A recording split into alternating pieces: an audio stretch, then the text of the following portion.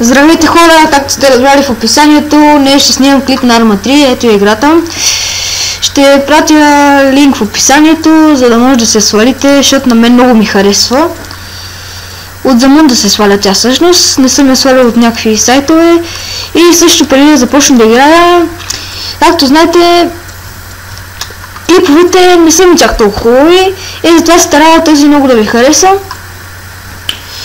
Защото не са ми толкова хубави, защото аз за пръв път, нали, снимам в YouTube. И никога до сега не съм качвал клипове в YouTube, просто и за това. И нека да започваме да играем. Само трябва да изчакваме да се заради. И започнем.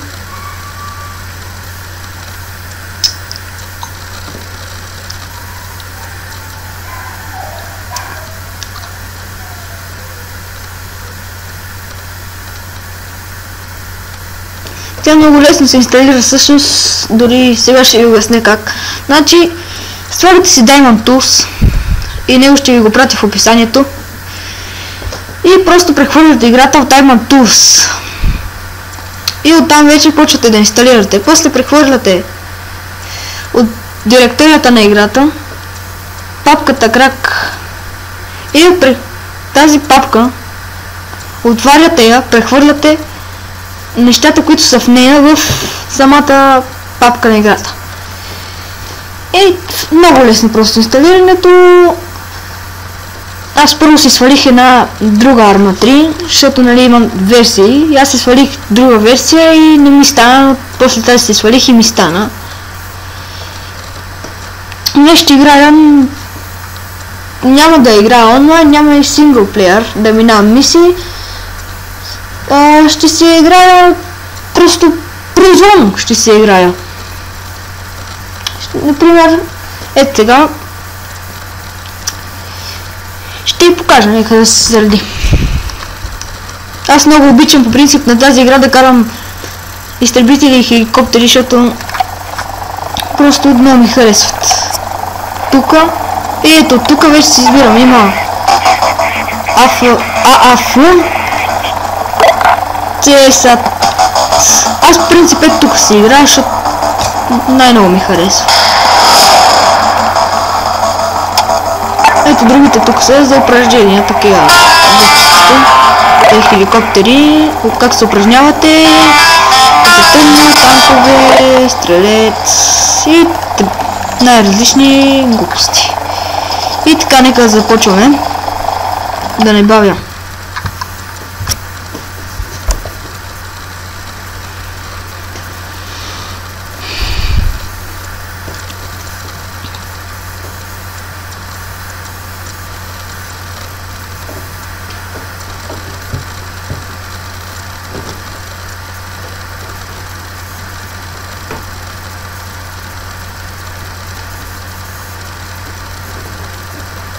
Ще ви покажа как се...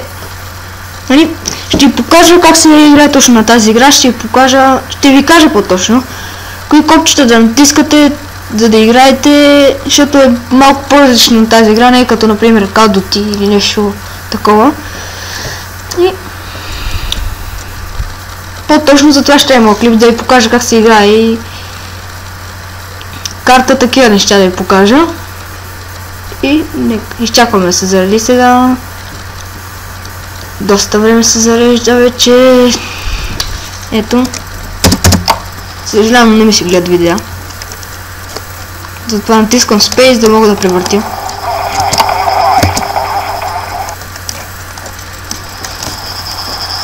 Ако си го свалите вие, ако се свалите играта, вие може да си гледате видеята. Малко забива и не знам защо. По принцип не ми забива изобщо. Не знам, че трудно ще снимам клип. И така, ето тук, както виждате, има различни танкове, войници някакви, които не играят с тях онлайн, а просто войници. И така, сега ще покара малко някакъв хеликоптер. Значи, от тук се Значи аз сега съм натиснал да тичам с Shift, с W се ходи напред, с S, A и D. Значи с D вижте какво правя, с A вижте какво правя и с S назад. Ето този хеликоптер тук най-много ми харесва, просто вижте го какъв е готин, с военен цвят. И нека сега да го вземем и да го покараме малко. Тук може да се включвате, например, автопилота, хеликоптера, такива неща. После може да ви покажа как се кара изтребител, а може и да направя друг клип, затова не знам. То принцип тук е повече оцеляване, ако си го изберете това. На мисиите има едно оцеляване. Нека да запалим хеликоптера сега.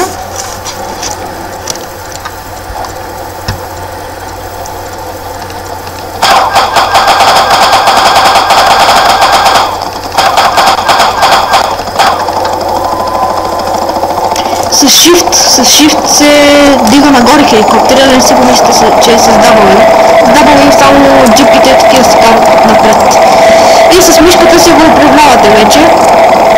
Значи, ако натиснете Space, ви излиза ето тук това, ако го виждате. И тук има ето, например, Autocontroller, автопилот. И ето сега го натискам и той се върви сам. Но няма да искам да го сложим. Има, значи това е за светлините за фара. Това е за тези червено-зелените светлини. Те ще го включим, защото така е по-яко. И така, тук ще го покараме из цвета ли не знам точно. И с нищото ще го покараме. Тук карта най-много 5 ордила, иначе всичко друго е това, дето виждате. Ето например и това тук. Цивилни хора няма, освен ако не гледат онлайн. Има само войници. Аз не знам как да я пусна онлайн. Който я играе, нека да напише в описанието как да я пусна онлайн. Защото аз като натисна мултиплеер и там излиза една карта, нали, да наслагам войниците. Но не знам как да я пусна онлайн. И сега пишете в описанието просто, защото много ми се играе онлайн. Така е по-забавно с други хора.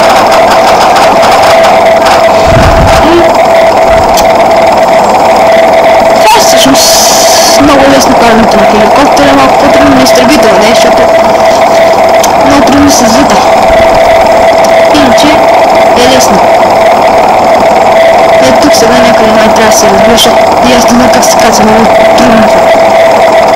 Ще го пусна на автопилот и да мога да ми кацне. Преди се разбих, преди да снимам клипа, играх и се разбих. Също много готино, като се разбиш, все едно става лошо и припадате. Ето сега го пуснем на автопилот. Готово. И сега аз правя ето така, просто го изгасвам за малко, за да може да тръгне да се приземява. И ето виждате как все повече намалява. Ето тук са метрите. Виждате точно под километрите. И сега го пускам вече. И... Ако не късно. Стига бе. Повредих го малко, нищо му няма. Стига бе, вече не мога ли? Сега па не мога да тръгна. Виждате за какво става въпрос, просто е много трудно да кацнеш с хеликоптер. И това е, повреди го. И сега трябва да ходя пеша, но няма да стане тази, просто ще ви покажа, нали, с 10 бутъл се стреля. Не можете да се прицелвате, просто правите така. Това е едното, трябваше да го направят, нали, който е правил тази игра, трябва да го направят с прицелване. И аз затова се правя така. Така е малко по-лесно. също ще е малко много по-лесно. Само че ако много дълго седи така, след това ми става така. Айде. Не знам как да го направя сега. Нищо. Добре, виждате сега за какво става. Първо сега си каснах нормално, малко го чупах да я. Все пак, вижте, нормално кацане. Защо трябваше да ми изгаса сега? Трябва да се връщаме. Не знам. Нищо, натискам просто рестарт, за да ви покажа как се кара и джипките, как се карат. За да не се обърквате, ако се солите. И така, пак чакаме да се зарежда. Вече сигурно 5 пъти чакаме играта да зареди. Пак превъртам, за да не гледаме видеото.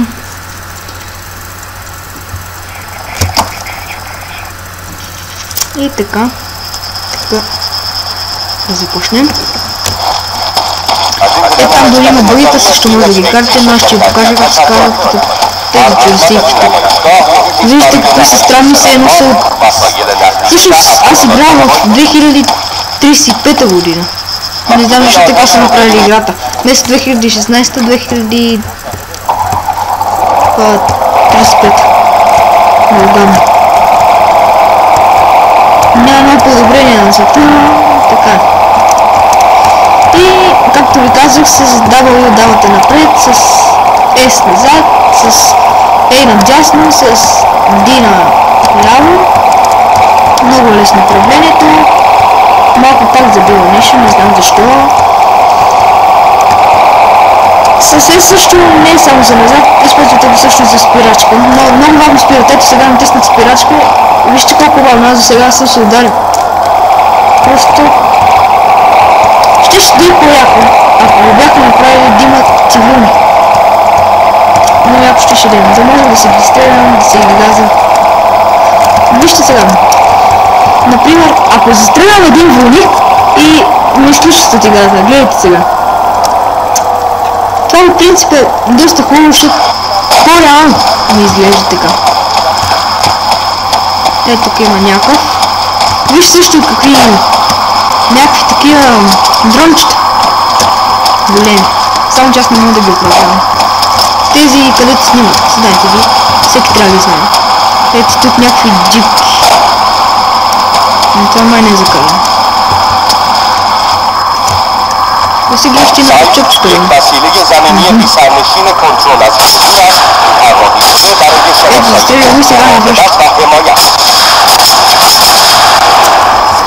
Да. Очевидно.